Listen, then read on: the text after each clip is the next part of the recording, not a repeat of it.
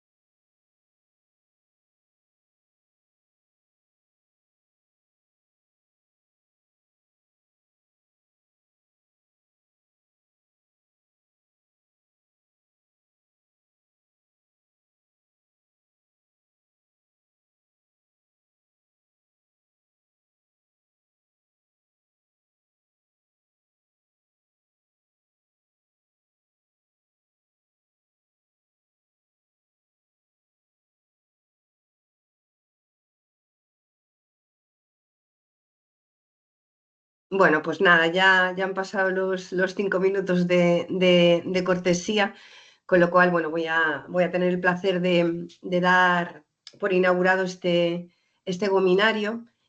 Bueno, que como os comentaba antes, ha despertado bastante interés dentro de los miembros de la Alianza. Tenemos muchos inscritos, ahora mismo veo más de 40 personas conectadas, con lo cual, bueno, pues está claro que la temática es de interés y que bueno, todos tenemos muchas ganas de ampliar nuestros conocimientos sobre el contexto regulatorio de los planes de descarbonización. Bueno, yo he tenido la suerte de ver la presentación que Patricia de las Heras, nuestra compañera, nos va a hacer. Es muy completa, tiene mucho que contaros, con lo cual no voy a robar, como siempre, mucho tiempo en esta intro.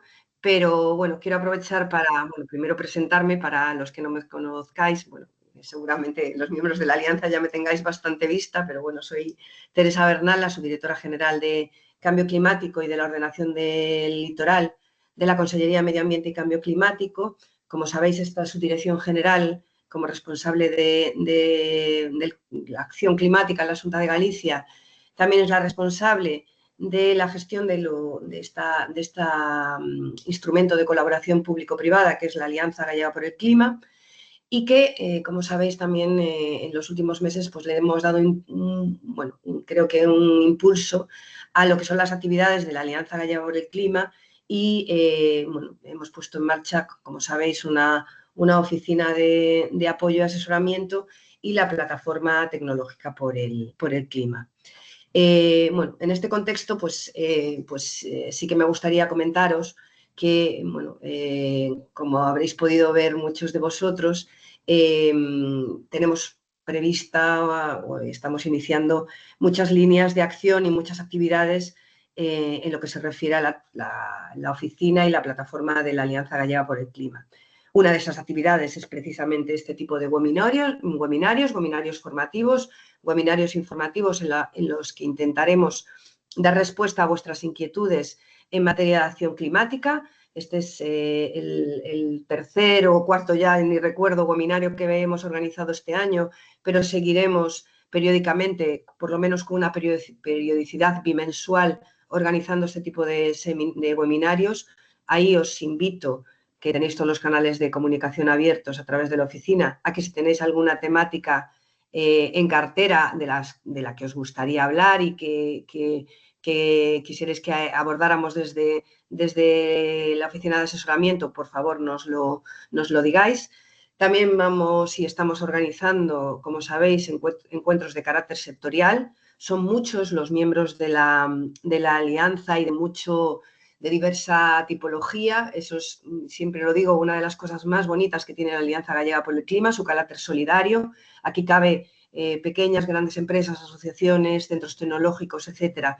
Y eso también implica que tengamos que sectorializar los encuentros de tal manera que, digamos, que los aliados comunes se encuentren, hagan networking e identificar vuestros intereses comunes y vuestros problemas comunes en materia de acción climática.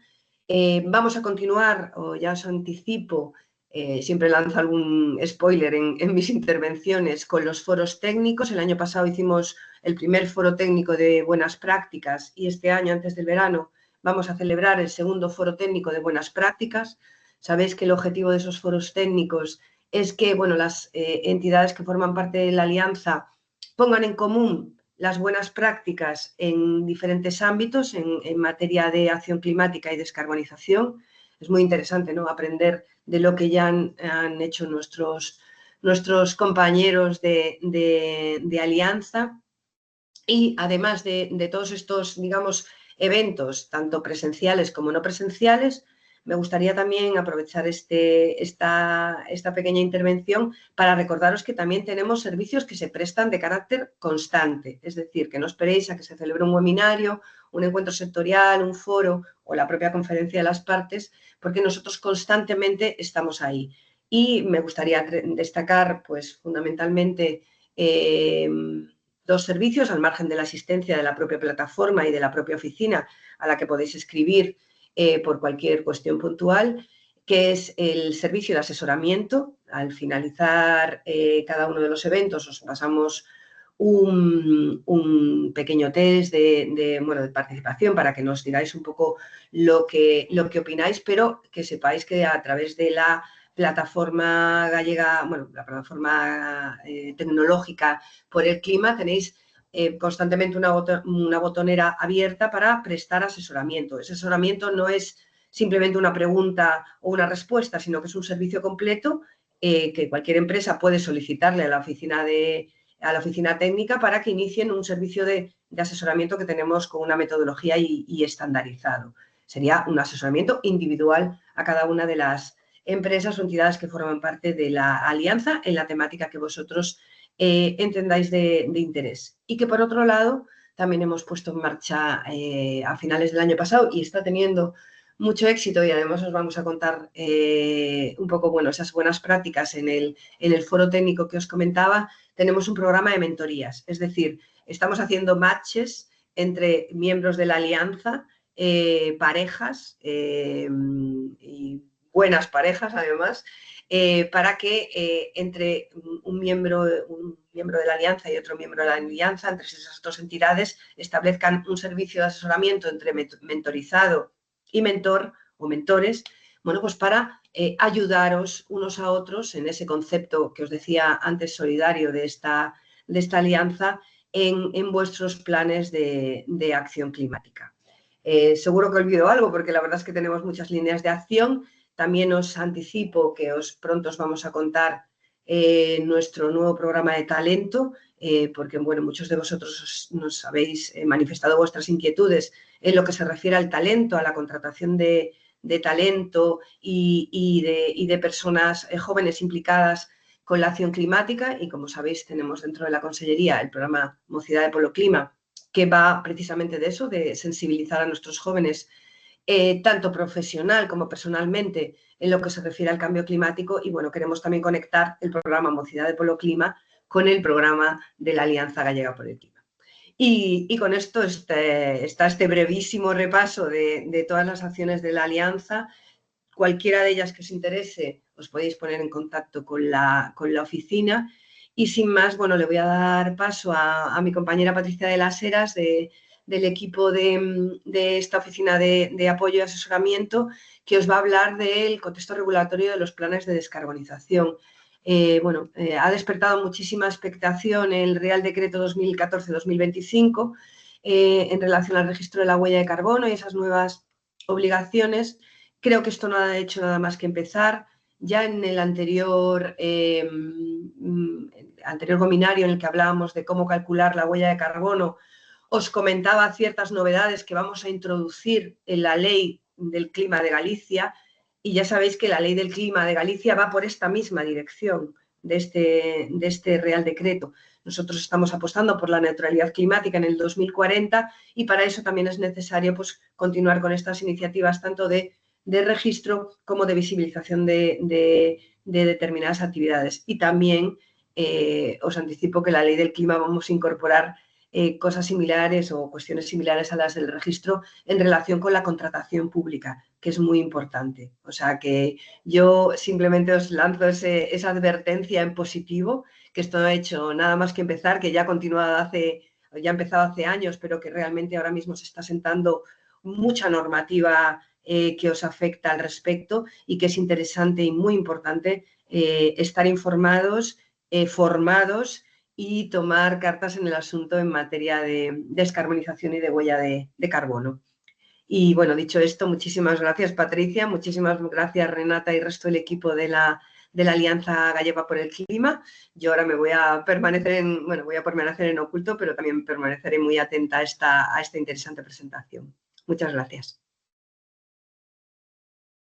Hola, buenos días a todos. Bueno, antes de comenzar, si vais teniendo preguntas a lo largo de las explicaciones, podéis ir dejándolas en el chat del webinar y luego al final las vamos a ir contestando. Si alguna se queda sin contestar o necesitáis más información, también podéis contactar posteriormente con la oficina técnica del proyecto y os iremos dando pues, respuestas individualizadas. Bueno, dicho esto, para comenzar este webinar sobre los planes de descarbonización en el contexto regulatorio actual, es importante hacer un breve repaso sobre por qué la regulación, tanto a nivel europeo como a nivel estatal, están donde están, ¿no? Entonces, en este sentido, con la firma del Acuerdo de París ya del 2015, que parece que fue ayer y han pasado pues 10 años, que entró en vigor en 2016 y teniendo en cuenta sobre todo que es un acuerdo jurídicamente vinculante, se establece el objetivo de no superar 2 grados la temperatura para finales de siglo, preferiblemente 1,5 grados respecto a los niveles preindustriales. Entonces, ¿por qué es tan importante este dato, ¿no? El dato del 1,5 grados? Porque es considerado como el punto de no retorno por todos los expertos internacionales de clima, desde el IPCC a todas las agencias intergubernamentales.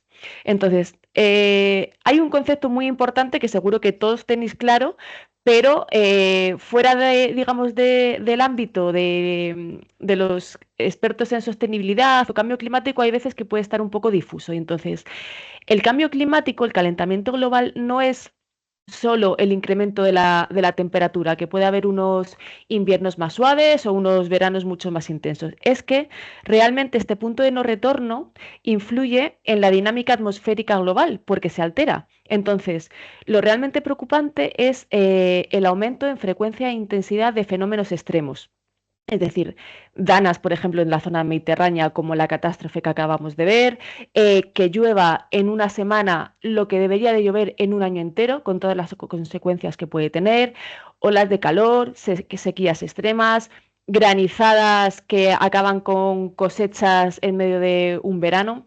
Entonces, todos estos eventos tienen un fuerte impacto social y económico. Entonces, teniendo en cuenta estos conceptos, o sea, estando muy presentes, la Unión Europea se marca los objetivos. Estos objetivos serían eh, reducir un 55% de las emisiones de gases de efecto invernadero a 2030 y ser climáticamente neutra en 2050, siempre respecto a 1990. Entonces, para alcanzar estos objetivos, es imprescindible desarrollar regulaciones y legislación en materia de clima y energía y, por supuesto, dotarlo de recursos económicos. Entonces, y dotar de recursos económicos a la Unión Europea y a los países europeos que han sido firmantes y están jurídicamente vinculados a cumplir estos objetivos. Entonces, todo esto está diseñado de ir transicionando, digamos, hacia la sostenibilidad, pero, y sobre todo ahora más que nunca, con el objetivo de no perder la competitividad de la industria europea, incluso de reflotarla, ¿no? Del contexto que todos estamos viviendo, sobre todo en este último año, últimos meses. Entonces, muy a grandes rasgos, porque al final todo el contexto regulatorio es infinito casi, entonces vamos a ir con las cosas más importantes. Tenemos el Pacto Verde Europeo. Este Pacto Verde Europeo recoge los objetivos que acabamos de decir, ¿vale? El 55% de emisiones a 2030 y el net zero para 2050.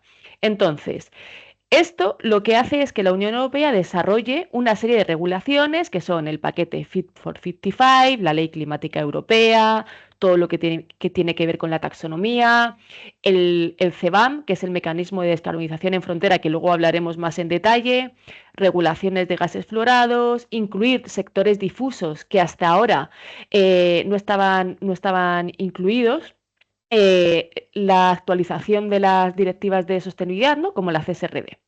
Y además a todo ello lo que hace es asegurarse de que haya recursos económicos suficientes, ¿no? Por ello, para el marco financiero plurianual entre el 21 y el 27, se destina al menos el 30% de los recursos económicos a la acción climática. ¿Cómo esto se transpone en España? Pues en España tenemos la Ley 7 de 2021 de Cambio Climático y Transición Energética. Entonces, aunque Europa se marca el objetivo de tener la reducción del 55% de las emisiones para el 2030, en su conjunto, cada país europeo tiene unas emisiones, unos objetivos de reducción diferentes, pero que en su conjunto logran llegar al objetivo final de la Unión Europea. En el caso de España tenemos el objetivo de reducir las emisiones un 23%, ahora 2030, y siempre el net zero a 2050. Entonces, esta ley lo que decía es que se tenían que elaborar y aprobar, bueno, diferentes regulaciones, entre ellas dos reales decretos, uno específico para el Registro Nacional de Huella de Carbono, compensación y proyectos de absorción, que es el que se acaba de aprobar hace muy poco y que también vamos a ver en detalle ahora en este webinar, y otro Real Decreto, que este está pendiente de aprobación, que está enfocado en regular el contenido de los informes sobre la estimación del impacto financiero de los riesgos climáticos. A ver, seguimos. Entonces, ya entrando un poco más en detalle. Tenemos la CSRD, ¿vale? Que es la Directiva de Informes de Sostenibilidad Corporativa. Entonces, esta es una normativa de la Unión Europea que deriva de lo que acabamos de ver de los objetivos del Pacto Verde, ¿no? Entonces, establece los requisitos para que las empresas de la Unión Europea y ciertas empresas no europeas con filiales en la Unión Europea y que manejan un gran volumen de negocio en este territorio, reporten sobre su desempeño en materia de sostenibilidad, con una serie de criterios que estandarizan también el poder entender desde fuera lo que están haciendo las empresas, ¿no? Dar esa estabilidad.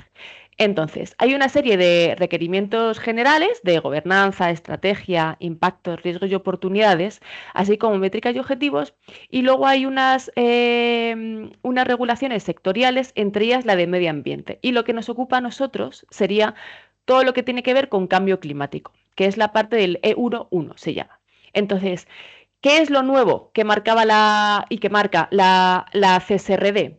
Pues que las empresas que están afectadas por estos reportes tienen que elaborar un plan de transición climático, que es aquel que tiene que ver con todo lo que tiene que ver con la huella de carbono y con el plan de descarbonización, que es lo que se conoce como mitigación de cambio climático, y por otro lado también tienen que elaborar un plan de resiliencia, que esto estaría mucho más enfocado en todo lo que tiene que ver con riesgos físicos y de transición y oportunidades climáticas, ¿vale? Que es lo que se conoce como adaptación. Entonces tenemos estos dos grandes bloques.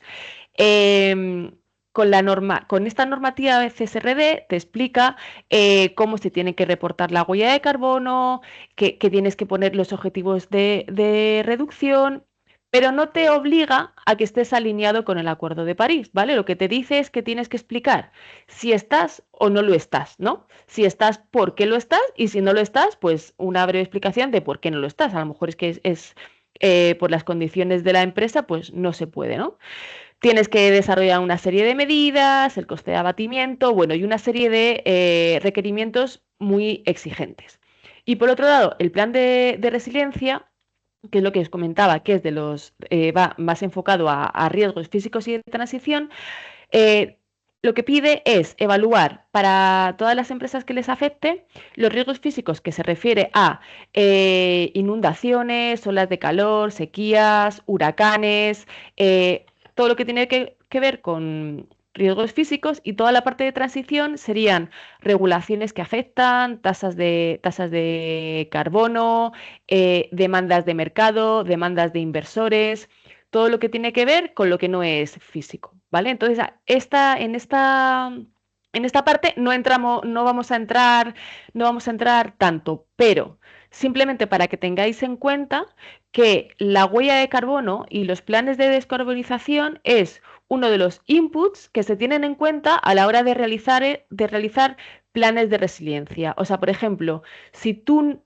calculas tu huella de carbono, pero por X motivos no puedes reducirla o no puedes reducirla de una forma coherente, eso te va a afectar indirectamente a tus riesgos se va a considerar como un riesgo de transición, no poder reducir tus emisiones. Y eso, a veces, digamos que, por ejemplo, entidades financieras que te pueden conceder un crédito con menor tasa de interés por ser considerado un crédito verde, pues te lo penalizarían y no podrías acceder a esas ventajas, ¿no? de financiación.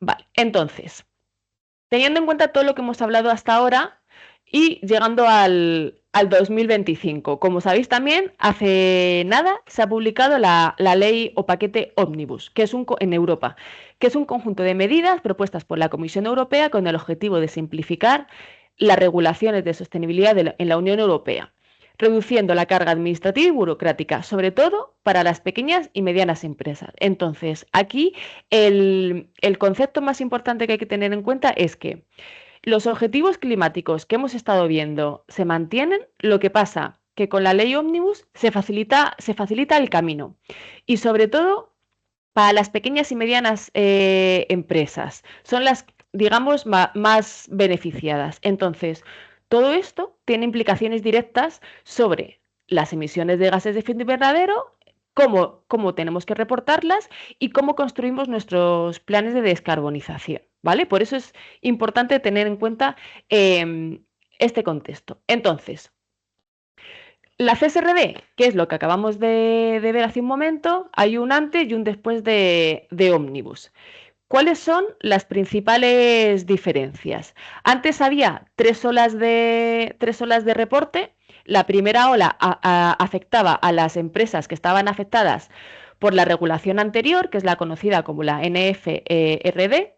Entonces, eran las empresas cotizadas en la Unión Europea de más de 500 empleados, empresas de interés público de 500 empleados. Luego, una segunda ola que tendrían que hacer el reporting en 2026 respecto a los datos de 2025, que eran empresas si cumplen dos de los siguientes requisitos, que serían más de 250 empleados, o volumen neto de negocio de más de 50 millones, o tener activos por más de 25 millones de euros, ¿vale? Y una tercera ola que también reportaría más adelante, que eran las pymes cotizadas y las extranjeras que tienen un volumen importante de negocio en Europa.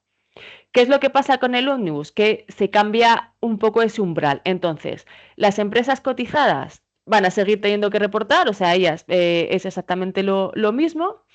Las empresas de interés público serían a partir de 1.000 empleados en vez de 500, y luego otras grandes empresas, ahí que cuando antes se tenían en cuenta empresas de más de 250 empleados, ese umbral se sube a grandes empresas con más de 1.000 empleados, ¿vale? Con lo cual ahí hay una gran cantidad de empresas que antes no se iban a ver afectadas, o sea, que antes sí se van a ver afectadas, pero ahora no están obligadas en ese sentido, ¿vale? de manera paralela se crea un estándar voluntario para pymes y pymes cotizadas, que es el VSM, con el que también pueden reportar, ¿no? Entonces se les facilita un poco ese reporte. Otras cosas que cambian, lo que os comento, el calendario de aplicación. En general hay un aplazamiento de 2 años de los requisitos de información para las empresas obligadas en la actual segunda y tercera ola, ¿vale? O sea, esto es decir, las empresas cotizadas siguen estando afectadas y con el calendario que les tocaba. Y cambia la segunda y la tercera ola. Por otro lado, ¿qué más cosas se están cambiando? Bueno, pues están los ESRS, son los estándares europeos de información de sostenibilidad. A veces con esto de los acrónimos, que es un poco lío, pero bueno. Entonces, se están revisando estos, los que son transversales y los temáticos, para reducir el número de datos que se piden, aclarar aspectos que actualmente, tal cual estaban redactados, eran poco claros o había cosas un poco ambiguas. Se está tratando de mejorar la coherencia con otros actos legislativos y evitar, pues, duplicidades.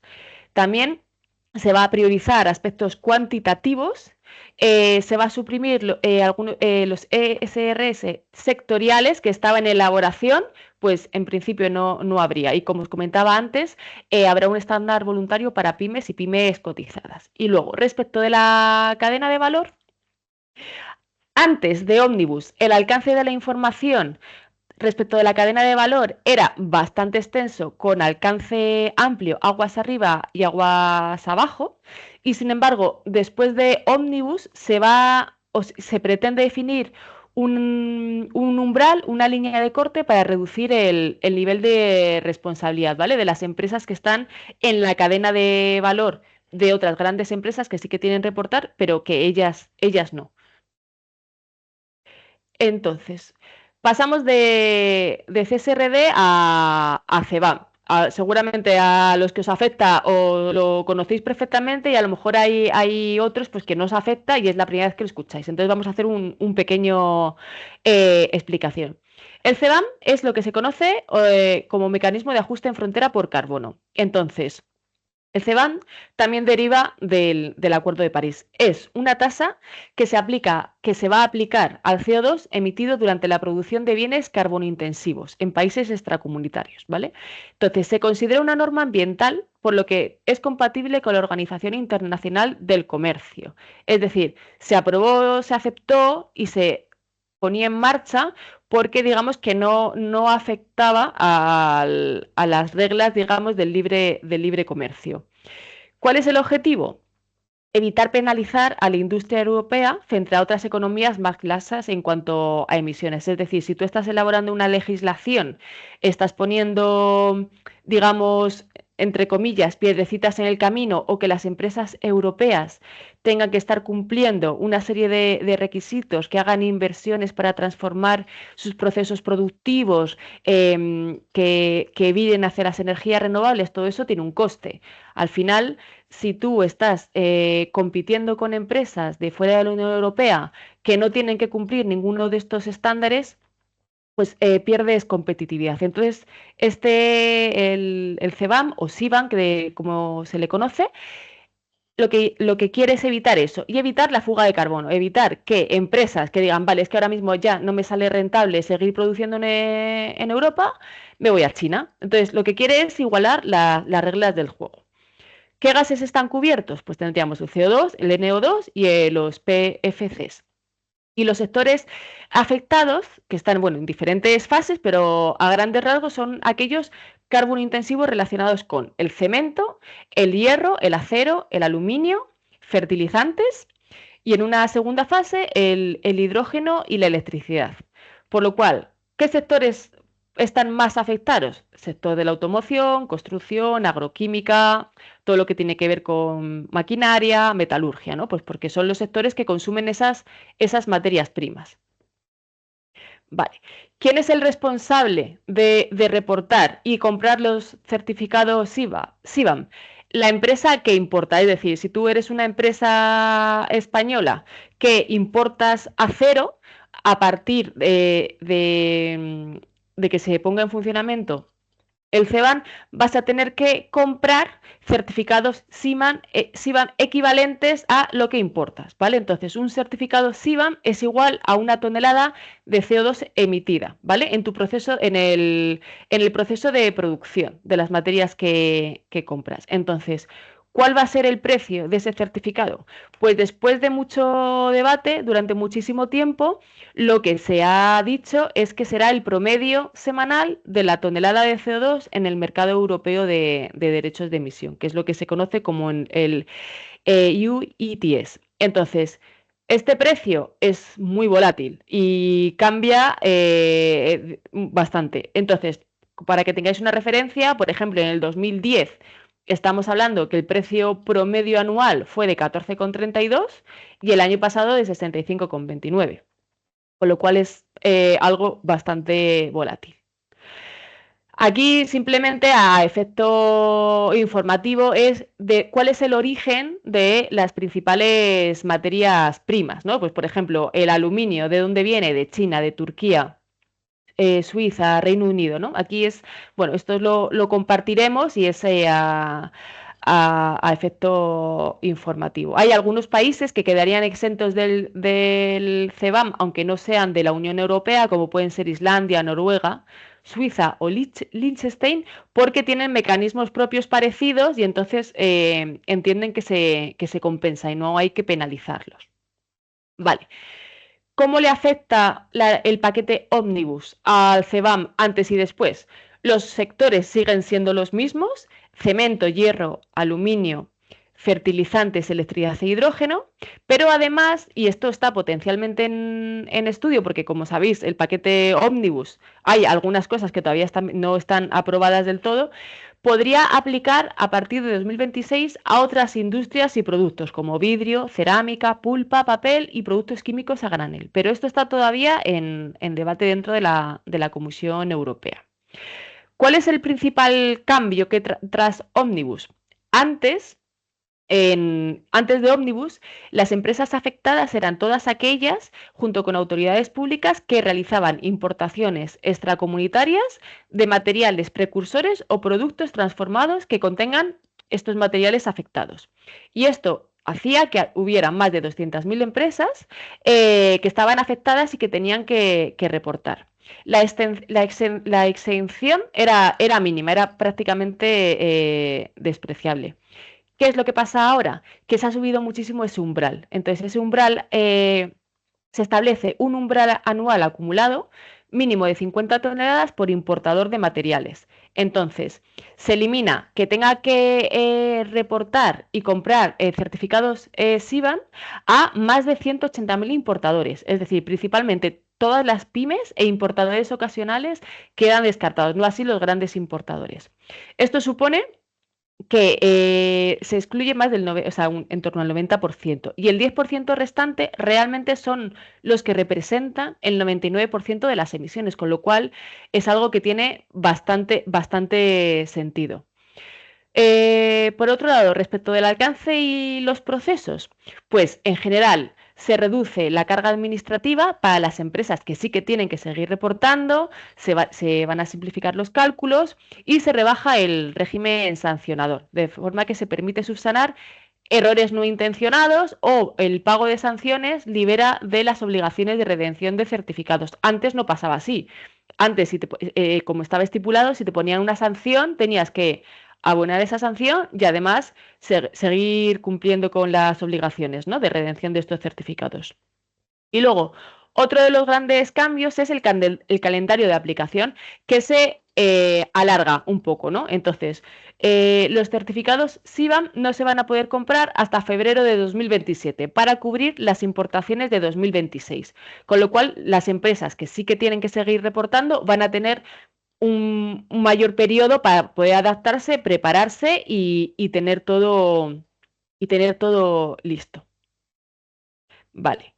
Ahora, llegamos a lo que comentábamos al principio del webinar sobre el Real Decreto de huella de carbono. ¿Vale? Como veíamos, la Ley Española de Cambio Climático tenía en cuenta que tenía que publicar y aprobar dos reales decretos, uno referente a huella de carbono y otro al de riesgos. El de riesgos sigue pendiente de aprobación, pero tenemos el de huella de carbono. ¿Qué es lo que ha pasado en este momento?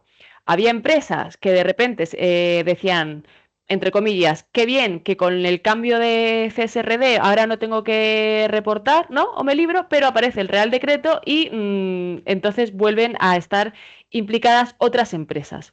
O a lo mejor no directamente, pero sí indirectamente. Entonces vamos a hacer un pequeño repaso de las consideraciones clave que hay que tener en cuenta con el Real Decreto 214-2025. Entonces, ¿cuáles son las entidades afectadas?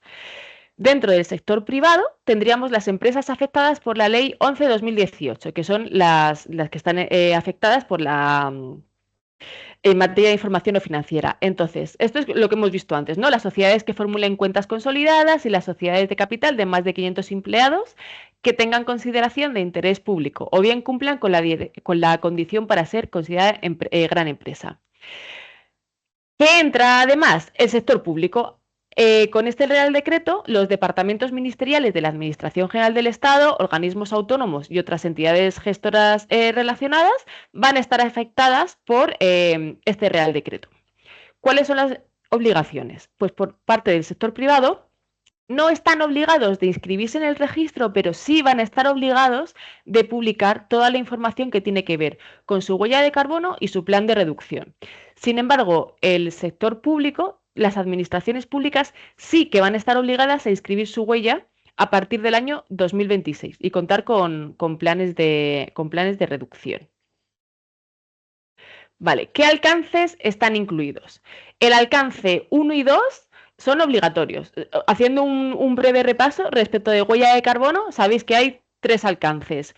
El alcance 1 son las emisiones que están bajo control operacional de esa empresa o esa entidad, que son la fuga de gases refrigerantes, la flota de vehículos y el consumo de combustibles fósiles en instalaciones fijas, calderas, calefacción, ¿vale? Luego, el alcance 2 es todo lo que tiene que ver con el consumo de electricidad. Y el alcance 3 es donde están todas las emisiones fuera del control operacional de la empresa, que, bueno, por ejemplo, bajo el GHG Protocol, que es de las metodologías más aplicadas junto con la ISO, hay 15 categorías y ahí se incluye desde compra de bienes y servicios, gestión de residuos, el uso de los productos que una empresa puede vender, es bastante complejo todo lo que tiene que ver con el alcance 3. Entonces, con el Real Decreto lo que se dice es que el alcance 1 y 2 son obligatorios para las empresas que están obligadas a inscribirse o a publicar su huella de carbono. El alcance 3 también va a ser obligatorio para las administraciones públicas desde la huella de carbono del 2018. El alcance 3 para todo lo que tiene que ver con pymes va a ser voluntario, o sea, no van a tener ningún tipo de obligación, así como las empresas no afectadas por la Ley 11-2018. Y respecto de las empresas que sí que están afectadas por la Ley 11-2018, hay un poco de ambigüedad. Entonces, el Real Decreto no lo exige expresamente, pero si las emisiones de alcance 3 son materiales y significativas para la empresa, todos los estándares existentes de huella de carbono recomiendan su inclusión. Por otro lado, en este Real Decreto, ¿qué es lo que dice? Que hay que presentar planes de reducción alineados al Acuerdo de París. Para que tu plan de reducción esté alineado al Acuerdo de París, tienes que tener en cuenta las emisiones de alcance 3. Entonces, no dice expresamente que tengan que calcular las emisiones de alcance 3, pero se puede sobreentender que si quieres estar alineado al Acuerdo de París, deberías de tenerlas calculadas, ¿vale? Entonces, bueno. Los planes de reducción. Lo que acabamos de comentar. Tienes que tener los objetivos alineados al Acuerdo de París y un horizonte temporal de al menos 5 años, ¿vale? A 2030. O sea, tienes que marcarte por lo menos hasta 2030. Tu huella de carbono puede ser de 2019 a 2030 o de 2021 a 2030, pero tienes que tener esos 5 años desde 2025 a 2030. Luego, Como novedad, se incluye la huella de carbono de eventos. En este Real Decreto se dice que los eventos de más de 1.500 asistentes presenciales tienen que registrar tanto las emisiones directas como indirectas. Aquí también hay un poco de ambigüedad, porque emisiones indirectas pueden ser consumo de electricidad, pero también te entran todas las emisiones indirectas del alcance 3. En el texto de este Real Decreto dice que progresivamente se van a intentar publicar algunos factores de emisión del alcance 3. Entonces aquí se puede sobreentender que en estos eventos presenciales las mayores fuentes de emisión son el transporte de todos los visitantes. Entonces, a lo mejor se podían, dentro del alcance 3, te pide solo algunas categorías. Eso todavía la Oficina Española de Cambio Climático tendría que definirlo, ¿vale? Ahora, con este Real Decreto se han puesto como las bases, pero como os comento, hay algunas ambigüedades. Luego, respecto a los proyectos de absorción, se amplía un poco la temática. También en este Real Decreto dicen que próximamente en el portal de la Oficina Española de Cambio Climático pondrán los requisitos técnicos de los proyectos elegibles. Entonces, aparte de los que ya había antes, que eran proyectos de repoblación forestal en zonas donde no ha habido un bosque desde el 31 de diciembre del 89 y actuaciones en zonas forestales incendiadas para restablecer la masa forestal. Aquí también se incluía antes Civilcultura, incluyen proyectos de carbono azul, que hasta ahora no estaban incluidos. No explican más detalles, sino que dirán que facilitarán próximamente todos los requisitos técnicos. Luego, otro dato interesante, habla de la interoperabilidad entre registros autonómicos y el registro estatal. Entonces, para evitar duplicidades o que las empresas tengan que hacer el trabajo dos veces, lo que sí que deja claro es que serán interoperables cuando los requisitos sean compatibles. Por ejemplo, que los factores de emisión que se apliquen sean los mismos. Y luego, por otro lado, la Oficina Española de Cambio Climático comprobará esa compatibilidad y dará acceso a la comunidad autónoma correspondiente para registrar la huella de carbono mediante la conexión entre sistemas. Esto se presupone que lo que va a evitar es que una empresa tenga que hacer dos procesos de registro. Es decir, tú podrás registrarlo si en tu comunidad autónoma hay un registro especial, que no todas lo tienen o lo tendrán, y entonces ya directamente ese registro autonómico estará interconectado con el nacional, ¿vale? Y luego, por otro lado, ¿qué verificaciones están reconocidas? En este sentido, las pymes no tienen que tener su huella de carbono verificada. Se meten en la calculadora del ministerio, utilizan sus factores de emisión para alcance 1 y para alcance 2 y no tienen que aportar ninguna verificación.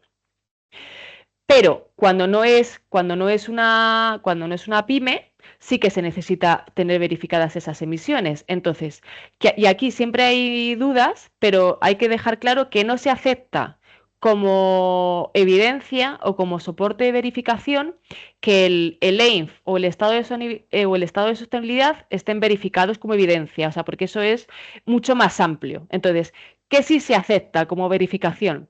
Pues que tengas una huella de carbono calculada y verificada explícitamente sobre la ISO 14064, que es para organizaciones, el GHG Protocol para organizaciones, y lo que te dicen ahora es que podrían aceptar también, por ejemplo, el informe EMAS verificado, pero siempre aportando documentación de soporte adicional de huella de carbono, ya sean los Excel, facturas o todo lo que te puedan requerir.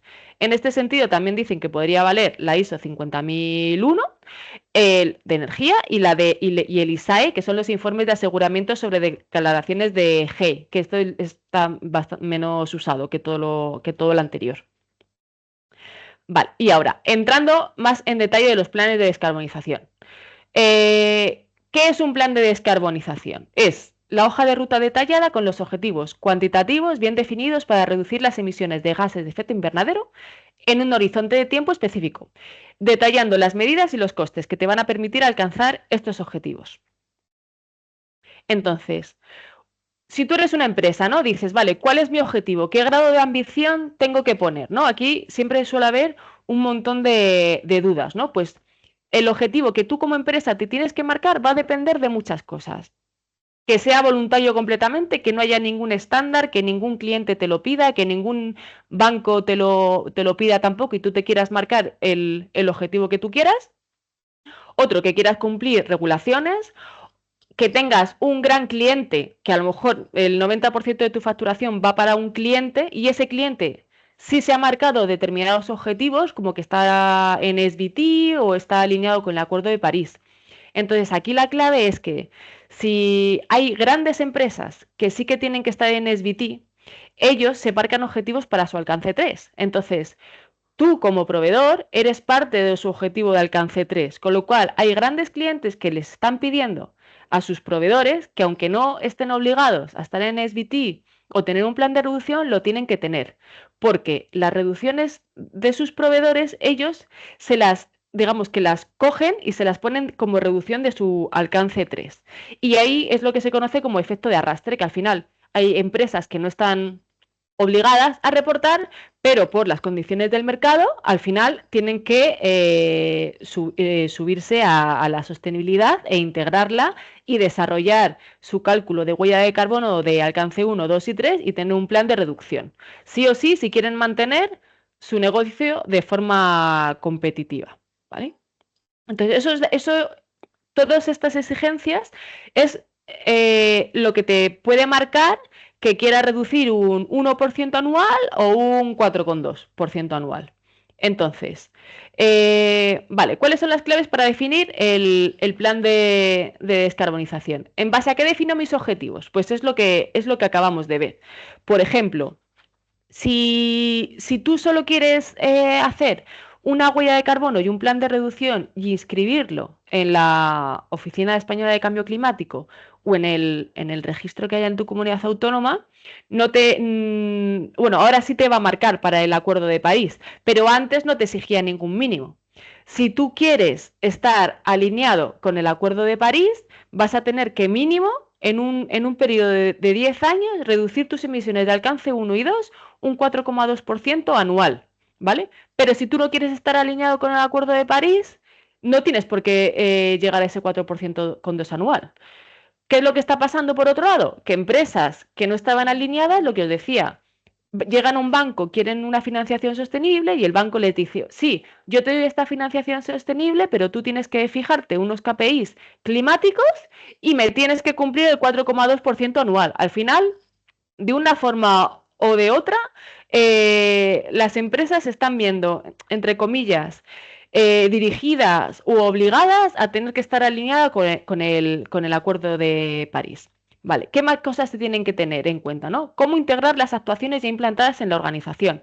Hay muchas veces que antes de calcular una huella de carbono completa y empezar a desarrollar el plan de descarbonización, la empresa ya está haciendo cosas. A lo mejor ya ha puesto placas solares, está analizando todos los procesos de producción para optimizar todos los consumos energéticos, está viendo posibilidades de cambiar pues determinadas fases del proceso de producción que a lo mejor ahora mismo están utilizando combustibles fósiles y se pueden electrificar, hay otras veces que es totalmente imposible, ¿no? Entonces, muchas veces, en la mayoría de las veces, ya las empresas están haciendo un montón de cosas. Entonces, cuando haces un plan de descarbonización, es muy importante coordinarte con todos los departamentos que puedan estar implicados y recoger todas esas acciones para ponerlas en valor y tenerlo en cuenta a la hora de desarrollar escenarios de descarbonización.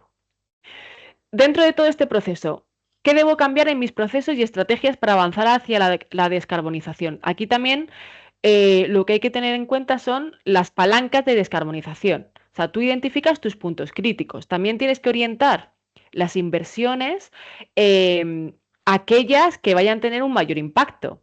Hay veces que una inversión, me invento, de 50.000 euros te va a reducir muchísimas más toneladas que otra de 200.000 que realmente te va a aportar mucho menos, ¿no? Entonces, en este proceso de elaboración de los planes de descarbonización se estudia todas las medidas, cuánto valen, cuál es el impacto que van a tener, se tiene en cuenta el desarrollo de escenarios a futuro, es decir, tú estás ahora mismo en un estado, pero imaginemos, eres una empresa que tiene tiendas y tienes previsión de abrir 15 tiendas de aquí a 10 años, o 20, o 50.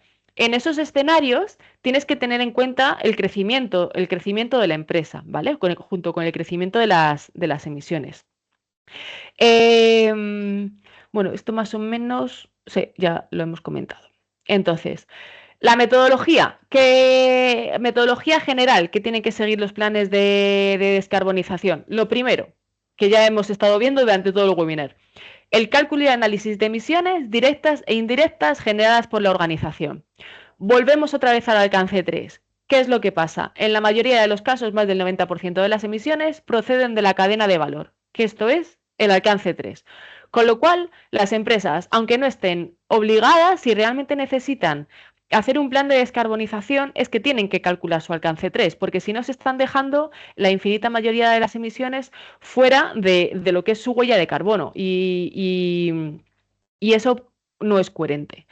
Tienes que definir un año base donde has calculado, digamos, tu huella de carbono y el horizonte temporal hacia donde quieres establecer ese objetivo.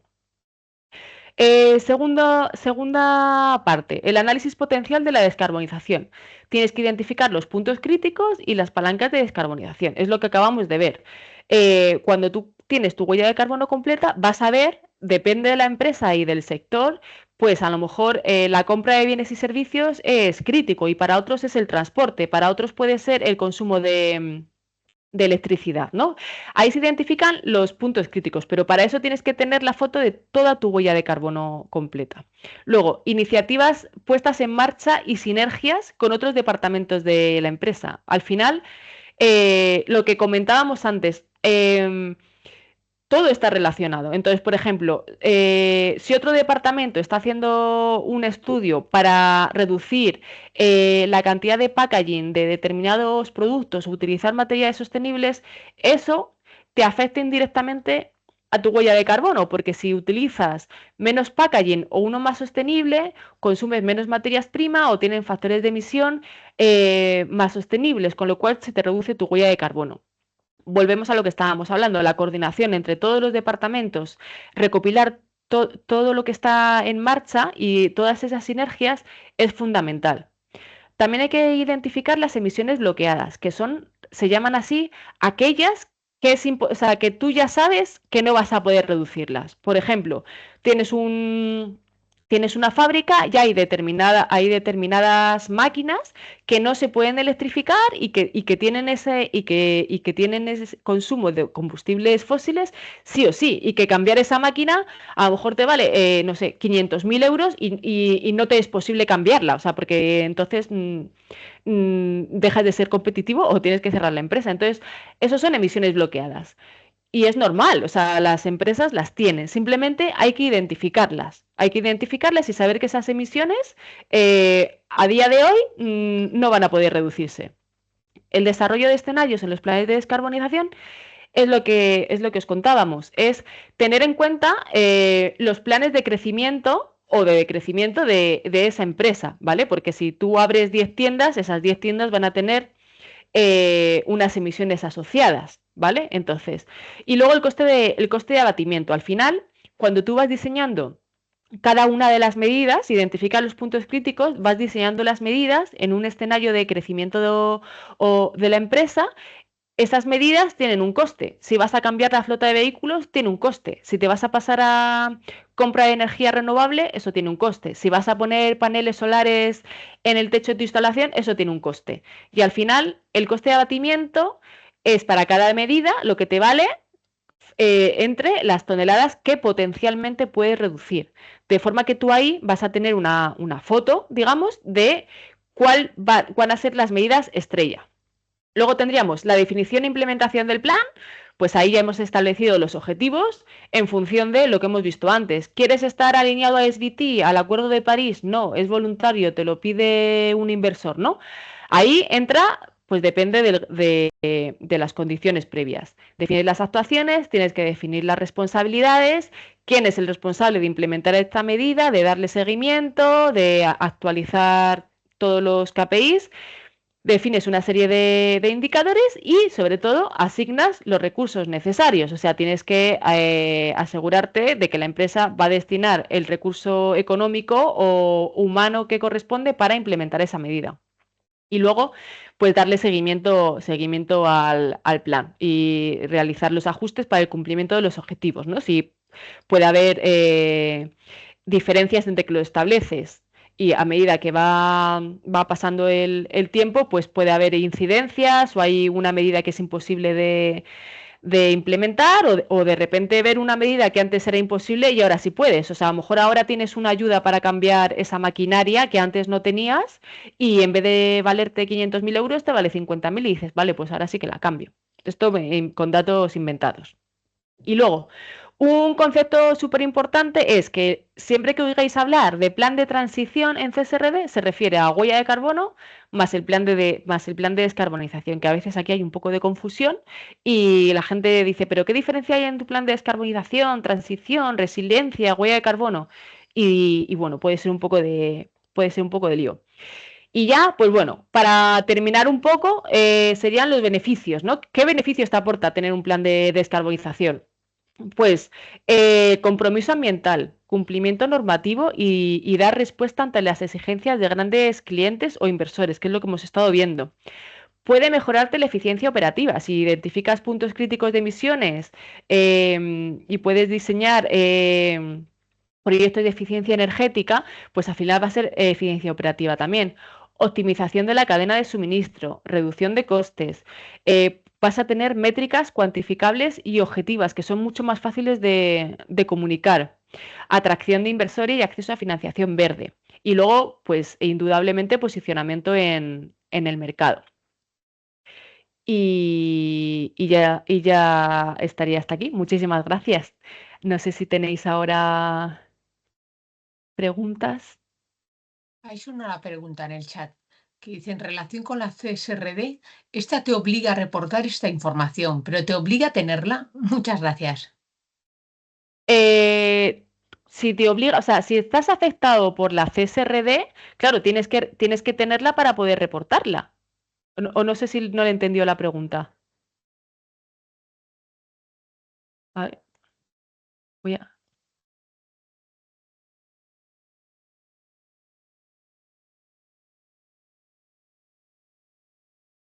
Ay, ¿he respondido a esa pregunta? No sé si Clara quiere participar.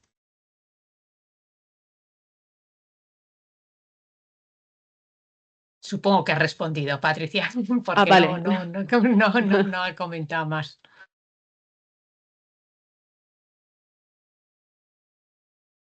Vale. A ver, hay otra pregunta. Un momento. Sobre CSRD también. Dice, ¿el requisito legal de CSRD aplicaría a empresas que superen los 50 millones pero que no lleguen a los 1.000 empleados? Pues a ver, ahora, al subirse el umbral, lo que te dice es que para antes, lo que se conoce como otras grandes empresas, te decía que tienes que cumplir dos de los siguientes requisitos. Antes era 250 empleados, más de 250 empleados, el volumen de negocio más de 50 millones de euros y activos por más de 25. Entonces, ahora esas grandes empresas, para que te apliquen, tienes que tener más de 1.000 empleados y cumplir uno de estos requisitos, o un volumen de negocio de 50 millones de euros o un balance de 25 millones de euros. Vale, hay otras preguntas más. Sí, dice, me gustaría confirmar si la verificación 14.064 que se solicita el decreto puede estar verificada por UCAS. Las verificaciones de la huella de carbono tienen que estar hechas por entidades que estén acreditadas como DOEs, ¿vale? Entonces, tendrías que mirar si UCAS está acreditada como una DOE. Esa sería la respuesta. Vale. Otra pregunta. ¿Aplica a las empresas de administraciones públicas en todos los casos, independientemente del volumen de facturación? Sí, las administraciones públicas con el Real Decreto están todas obligadas a inscribir su huella y además progresivamente a incluir su alcance 3. A ver.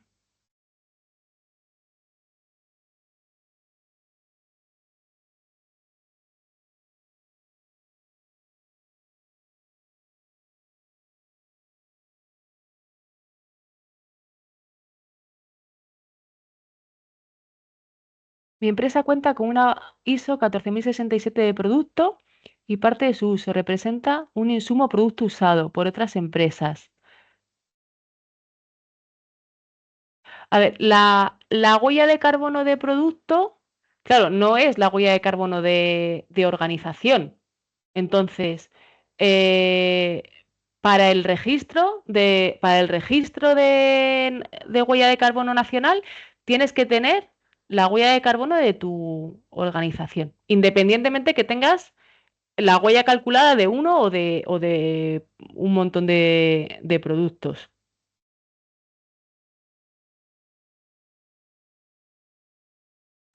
Ah, para empresas colaboradoras de administraciones públicas.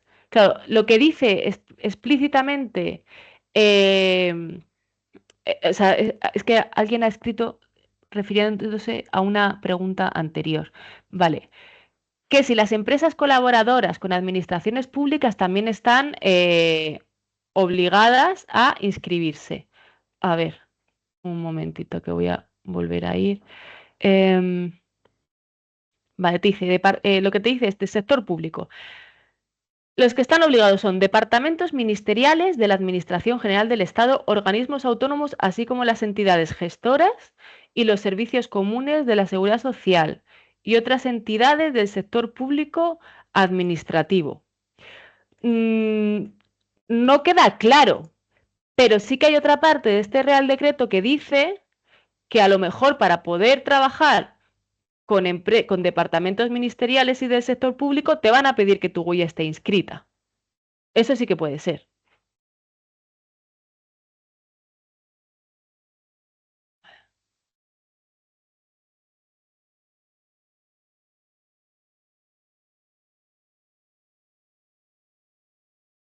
A ver.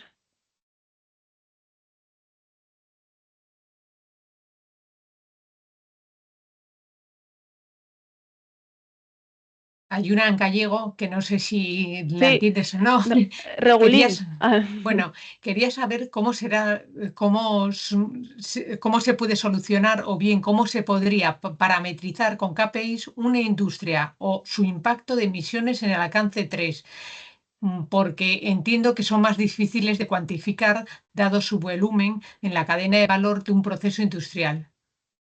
Sí, pues a ver, ¿cómo se suele plantear el plan de descarbonización? Para alcance 1 y 2 se utilizan normalmente KPIs absolutos, es decir, quiero reducir tanto por ciento mis emisiones absolutas, pero para el alcance 3, efectivamente, dada la complejidad, se utilizan indicadores relativos.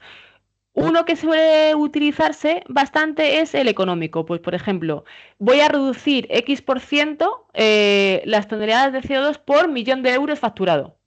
O por algo que pueda incluir todas las emisiones de alcance 3. Pero sobre todo el concepto de que se puede utilizar un objetivo relativo para alcance 3 es súper importante tener eso en cuenta.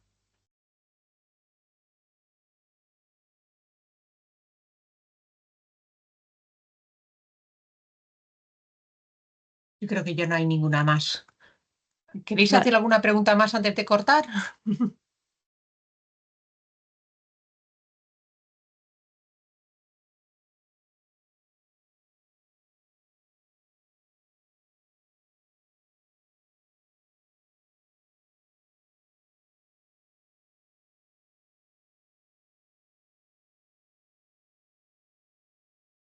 Nada, ya se están despidiendo y dándote las gracias, Alicia. Muchas Vale, gracias. fenomenal.